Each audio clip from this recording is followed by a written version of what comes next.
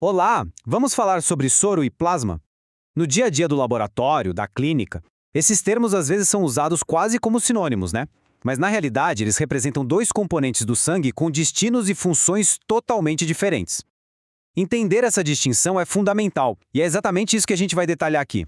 Então, fica a pergunta: qual é a real diferença? E olha, vai muito além da nomenclatura.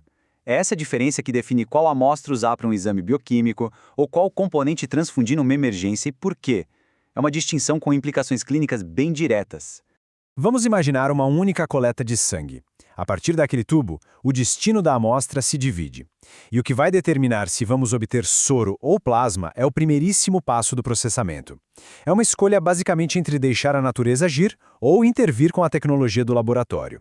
Essa bifurcação é muito clara. No caminho A, o sangue é deixado ali quietinho para coagular naturalmente. Esse processo resulta no soro. Agora, no caminho B, a gente age. Adiciona um anticoagulante para impedir a coagulação, o que nos permite isolar o plasma. Essa decisão inicial define todo o resto. Ok, vamos seguir o primeiro caminho, aquele que leva ao soro. Aqui o processo é mais passivo. A gente simplesmente permite que o mecanismo natural de coagulação do sangue aconteça dentro do tubo de ensaio. Então, o que é o soro, afinal? É o líquido que sobra depois que o coágulo se forma. Dá para pensar nele como plasma, mas com uma ausência muito importante. O coágulo que se formou consumiu e removeu as células e, o que é crucial, os fatores de coagulação. E aqui está o evento químico que define tudo. A conversão do fibrinogênio, que é uma proteína solúvel, em fibrina, que forma uma rede insolúvel sólida. É essa rede de fibrina que aprisiona as células e cria o coágulo. Ao fazer isso, o fibrinogênio é consumido. Essa é a principal diferença química do soro. Olhando a composição do soro, a maior parte é água, claro. Mas o que resta de proteína é extremamente valioso. A gente tem a albumina, que é a mais abundante, e as globulinas, que incluem os nossos anticorpos. E naquele pequeno percentual de outros solutos estão os hormônios, eletrólitos, nutrientes, enfim, os alvos de muitos exames laboratoriais. E as aplicações do soro vêm direto da sua composição. Ele é a matriz ideal para exames bioquímicos e dosagens hormonais, porque a ausência dos fatores de coagulação evita interferências nos testes. É também a fonte dos anticorpos para testes sorológicos e, claro, para a produção de soros antiofídicos e vacinas. Bom, agora vamos explorar o segundo caminho, a obtenção do plasma. Aqui, o objetivo é justamente o oposto. A gente quer impedir ativamente a coagulação desde o momento da coleta, usando aditivos específicos já no tubo. O plasma, portanto, é a matriz líquida do sangue no seu estado mais, digamos, original. Ele mantém todos os seus componentes solúveis, incluindo aquelas proteínas de coagulação que foram consumidas na formação do soro. O processo aqui tem duas etapas bem definidas. Primeiro, um anticoagulante, como o EDTA ou heparina, que já está no tubo de coleta, vai lá e bloqueia a cascata de coagulação. Com o sangue permanecendo líquido, a centrifugação depois separa eficientemente os componentes por densidade. As células, mais pesadas, vão para o fundo e o plasma, que é o sobrenadante, é coletado. E uma consequência sutil disso é que o volume do plasma é um pouquinho maior que o do soro obtido da mesma quantidade de sangue. Por quê? Porque as proteínas de coagulação, como o fibrinogênio, que são removidas para formar o coágulo no soro, no plasma elas continuam ali, dissolvidas, contribuindo para o volume total.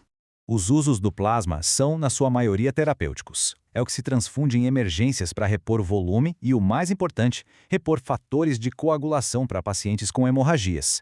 É uma fonte vital de proteínas para vários tratamentos. Ok, agora que a gente entendeu os dois caminhos, vamos colocar soro e plasma lado a lado para consolidar tudo isso. A comparação direta deixa as distinções muito claras. Resumindo então, as diferenças-chave.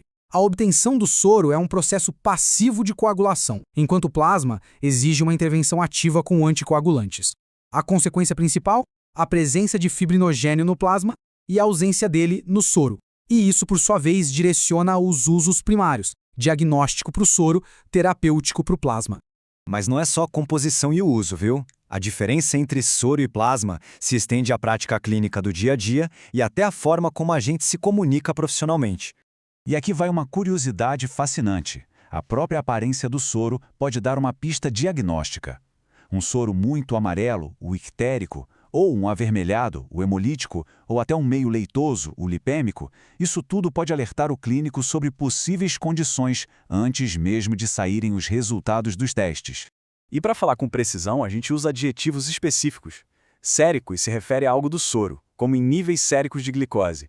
Já plasmático se refere ao plasma. É importante não confundir, por exemplo, com membrana plasmática, que já é outra história vinda do citoplasma. E aqui uma nuance importante. Embora sérico seja o adjetivo geral, o termo sorológico se especializou. Quando se ouve teste sorológico, quase sempre o assunto é a busca por anticorpos, como nos testes para doenças infecciosas. Bom, chegamos ao final da nossa análise.